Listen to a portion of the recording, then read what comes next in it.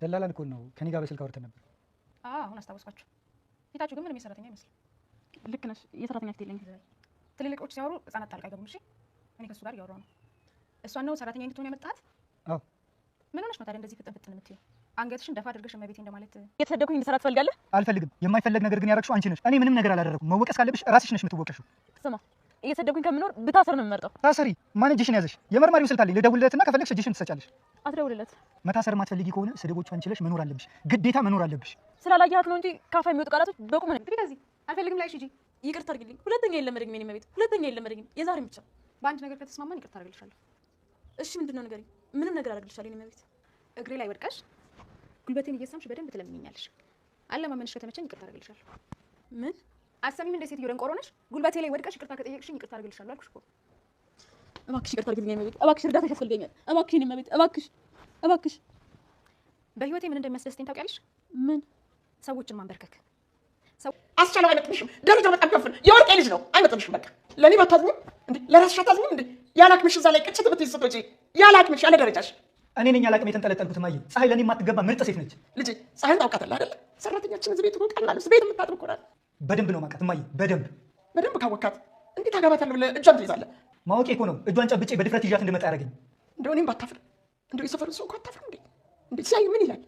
ንጉሥ አድርጌ ያሳደግኩ ልጅ ከባሪያ ጋር ፍቅር ያዘው ቢባል እንዴት ሰው ምን ይላል? ንጉሥ ለፍቅሩ ሲል ዙፋኑን አሳልፎ አልቀየርም። እዚህ ቤት ውስጥ የምታዩንም ሆነ የምትሰሚውን ነገር ለአንድም ሰው ትንፍሽ አትይም። የማየውንም የምሰማውንም ለማንም ሰው አልናገርም። በጣም ጥሩ። አሁን ተስማምተናል። ሀሳባችንን ስምምነታችንን አፍርሰሽ ከተገኘሽ ግን መጨረሻሽ ሞት ነው የሚሆነው። ዮዲት ተግባባል? አዎ ተግባብተናል የኔ መቤት። እዚህ መኝታ ቤት ውስጥ ምንም ነገር ብትሰሚ ያለ እኔ ፍቃድ እንዳትገቢ። ምንድነው ግን ያለው? ምንድነው? ምን አገባሽ? አሁን ነገርኩሽ አይደል እንዴ? በዚህ ሰምተሽ በዚህ ነው ልታፍሹ? ሴትዮ ዘገምተኛ ነሽ እንዴ? አይደለም። ባትሆኚ ኖሮማ ጠይቄ የተባልሽውን ጥያቄ አጠይቂ ነበረ። ያምሻል እንጂ በሽተኛ። ካሁን በኋላ መቼም ቢሆን ደግመሽ እንዳትጠይቂ። ሰምተሽኛል? እሺ የኔ መቤት አልጠይቅም። ሌላ የተረሳ ነገር ባሌ ሴት ይወዳል። እሱ ፊት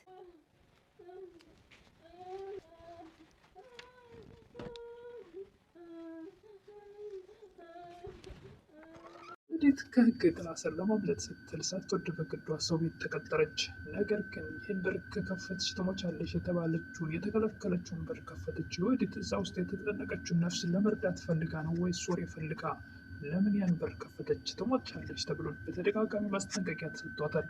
እንኳ ሰው ቤት መቀጠሩን ፈቃደኛ ባትሆንም ነገር ግን መታሰሩን ስላልፈለገች ሳትወድ በግዷ ሰው ቤት ተቀጥራ በተደጋጋሚ ማስጠንቀቂያ ቢሰጣትም ነገር ግን እዛ ውስጥ ድምፅ ስትሰማ ሰላም አልሰጣትም፣ ወይም ደግሞ ወሬም ለማየት ቸኩላለች። ያን በር ከፈተች።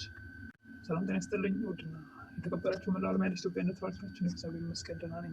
የእናት ክፍል ድራማ ክፍል 51 አብረን እናያለን። የባለፈው ክፍል ወይዘሮ ወርቄ ፀሐይን አታገባም አይደል ልጅ እያሉ ፀሐይ ደግሞ ከውጭ ዋ ብላ ዝንጥ ብላ ወደ ቤታቸው መታ አስቻለውን እጆት ስትጨብጥ እሱም አገባታለሁ ሲል እሳቸውን በጭራሽ አታገባትም እያሉ ያለ ነበር ቪዲዮ ያለቀው። ቀጣዩን ክፍል አብረን ክፍል ወይዘሮ ወርቄ እጇን ልቀቃት ይሉ ነበረ። በጭራሽ አልለቅም እኔ እጄ ላይ ያለው ወርቅ ነው ይል ነበር አስቻለው። እንዴት ረሳት እንዴ የኔ አገልጋይ ሰራተኛ የኮናት ፀሐይ ይሉ ነበር። አዎ አልረሳሁትም፣ በጭራሽ ካሁን በኋላ የልጅሽ ሚስት መጥፎ ነገር እንድትናገር አልፈቅድም ይል ነበር አስቻለው። ወርቄም ምን ይሄ ነገር እውነት ሆነ እንዴ? እኮ ፀሐይ ናት የኔ የልጅ ሚስት፣ ግን በጭራሽ አታገባትም፣ በፍጹም ሊሆን አይችልም። እንዴት እሷን ታገባለህ? እኔ ንጉሥ አድርጌ ያሳደግኩኝ እንዴት ተራ ሰው ታገባለህ? እንዴት አንተ ባሪያችን ልታገባ ፈቀድክ? የልጁ እጁን ልቀቂው፣ በፍጹም አይመጥንሽም። ያላቅምሽ ስትንጠራሪ እንዳትወርቂ፣ ብለሽ ቤቴሽን ፈልጊ። የኔ ልጅ በጭራሽ አይመጥንሽም። አቅምሽ ስትንጠለጠይ ቅጭት ብለሽ ብትወርቂስ? ያለች ወይዘሮ ወርቄ ይሄን ሲሉ አስቻለው ያላቅም የተንጠለጠልኩት እኔ ነኝ። እሷ ምርጥና መልካም ሴት ናት። እኔን ስተው የሰፈሩ ሰው ምን ይልሃል? የሰፈሩን ሰው ትንሽ አታፍርም? አትፈራም?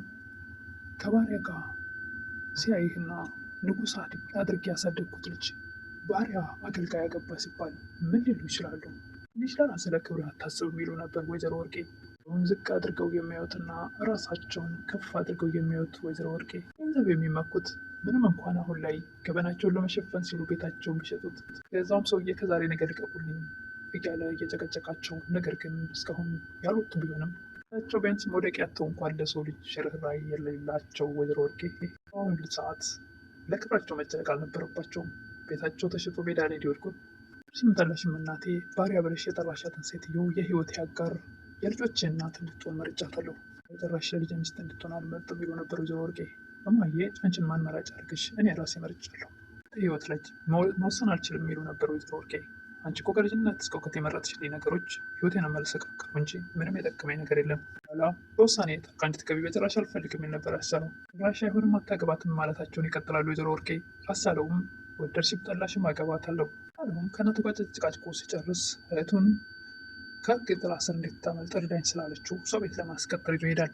ቀላል እኮ እንዴት ነበር አስቻለው። የሰራተኛ ፊት የላችሁም ትል ነበረ። ልክ ነሽ የሰራተኛ ፊት የለኝም በምትልበት ሰዓት ይወዲት ቀጣሪዋም አንቺ ትልቅ ሰው ሲያወራ ህፃናት ጸጥ ነው የሚሉት አንዴ ሰራተኛ እንድትሆን ያመጣት ትል ነበረ ቀጣሪዋ። አዎ እሷ ነች። ታዲያ ለምንድን ነው እንደዚህ ፍትን ፍትን የሚያደርግሽ ትል ነበር ቀጣሪዋ።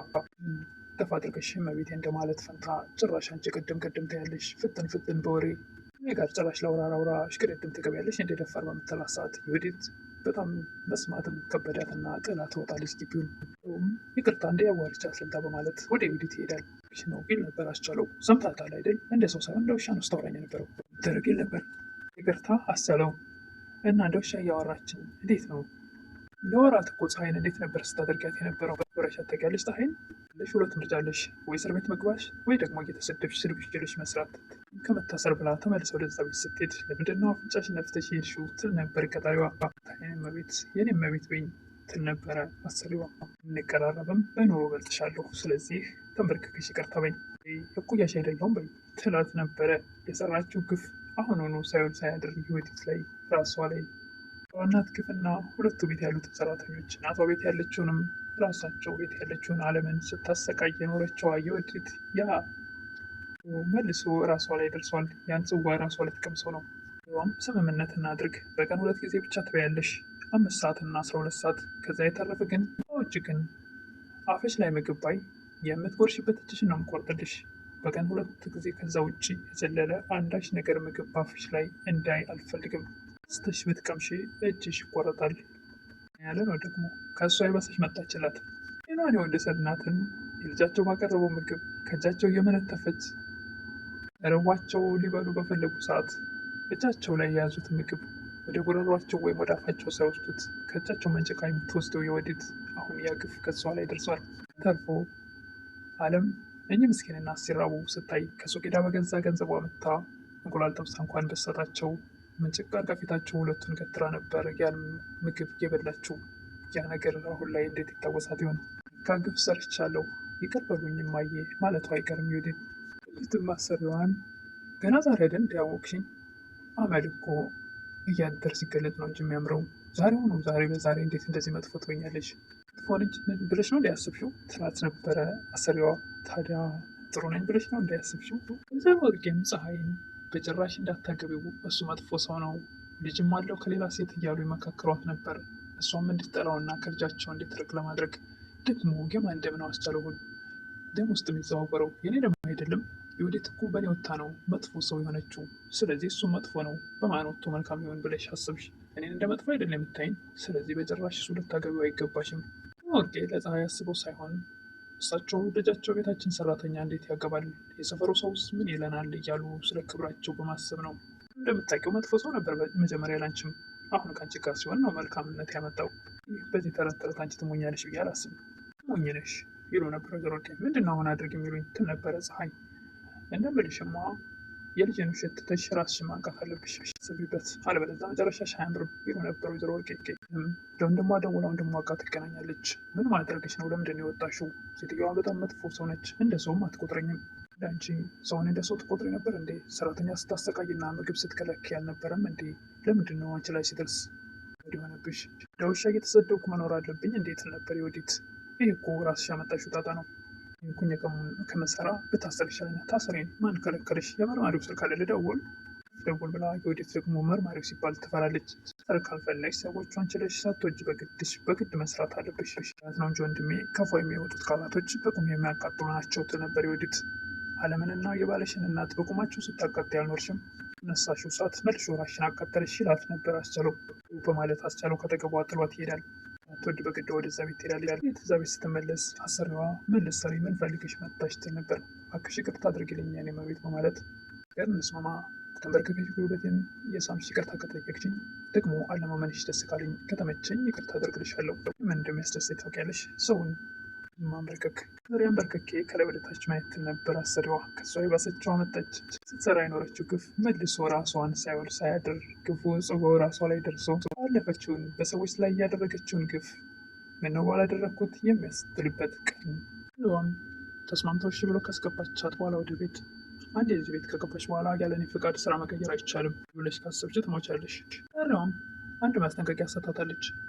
እዚህ ክፍል ከከፈትሽ በጭራሽ ምንም ነገር ብትሰሚ የሰማሽውን እንዳልሰማሽ ያየሽውን እንዳላየሽ ማለፍ አለብሽ። እዚህ ክፍል ምንም ነገር ብትሰሚ በር እንዳትከፍቺ ማስጠንቀቂያ ተሰጥቷታል። ባለቤቴ ደግሞ ሴት ይወዳል። አምስቱ ፊት የተገላለጠ ልብስ ለብሰሽ እንዳትመጪ ለብሰሽ እንደዛ እንዳያይሽ ማትክፈቺ የተባለችው በር ምንድን ነው ግን ያለው ትል ነበረ። ምንድን ነው ብለሽ ጥያቄ እንዳታቀርቢ ያልተባልሽም አንቺ ሴትዮ ጥቅምተኛ ነሽ እንዴ ትላት ነበረ። ነገር አምናሽ ብላ ወዳ ገባች። ወዴት በስተ መጨረሻ ያንን በር አትክፈች የተባለችውን በር ድምፅ ስትሰማ የተጨነቀች ነፍስ እንዳለች እዛ ውስጥ ያስታውቃል። ድምፅም አለ። የወዲት ያን በር በስተመጨረሻ ከፈተችው። የወዲት ያችን ሰው ወይ ደግሞ ለመርዳት አስባ ነው? የተጨነቀችዋን ነፍስ ለማውጣት ለማሳረፍ ፈልጋ ነው ወይስ ወሬ ፈልጋ ነው? ለወሬ በጣም ቸኩላ ነበር። መጀመሪያም ወደዛ ቤት ምንድን ነው እንዳትከፍች ስትባል ምንድን ነው ያለው ትላት ነበር። ምንድን ነው ብለሽ ጥያቄ እንዳታቀርብ ያልተባልሽም ትሞቻለች ተብላለች። ወዲት ያን በር ከከፈትሽ ለምን ከፈተችው ትሞቻለች እየተባለች ወሬው አላስችል ብሏት ነው ወይስ የተጨነቀችዋን ነፍስ ልታሳርፍ ነው? እንግዲህ በሩን ከፍተዋለች። እዛ ውስጥ ያለችዋን ሰው ይዛት ወጥታ አብራት ትጠፋ ይሆን? የታገተች ሰው እንዳለች የታወቀ ነው። ድምፅ አለ ቃለች። ድምፅ ይሰማ ነበር የሚያቃስት።